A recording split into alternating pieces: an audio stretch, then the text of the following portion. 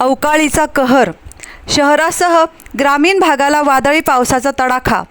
शेतकऱ्यांचे लाखोंचे नुकसान.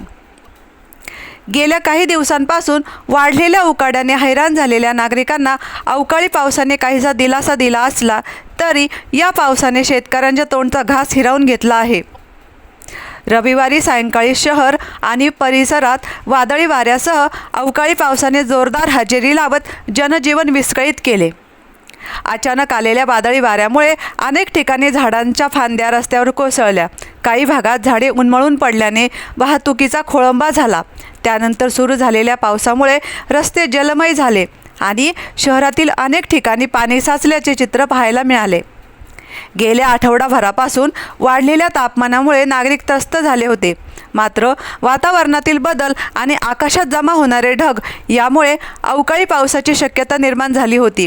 अखेर रविवारी निसर्गाने रौद्ररूप धारण करत शहरासह ग्रामीण भागाला झोडपून काढले. या पावसाचा सर्वाधिक फटका शेतकऱ्यांना बसला आहे. फळबागा, भाजीपाला आणि इतर पिकांचे मोठ्या प्रमाणावर नुकसान झाले असून आधीच आर्थिक संकटात सापडलेल्या शेतकऱ्यांसमोर नवे संकट उभे ठाकले आहे. अनेक ठिकाणी घरांवरील पत्रे उडून गेल्याच्या घटना घडल्या असून नुकसानग्रस्तांना तातडीने मदत देण्याची मागणी होत आहे.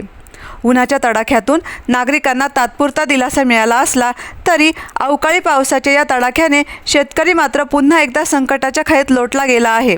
प्रशासनाने तातडीने पंचनामे करून नुकसानग्रस्तांना मदत जाहीर करावी अशी मागणी शेतकरी वर्गातून होत आहे. प्रतिनिधी दीपक कासवा, अहिल्यानगर.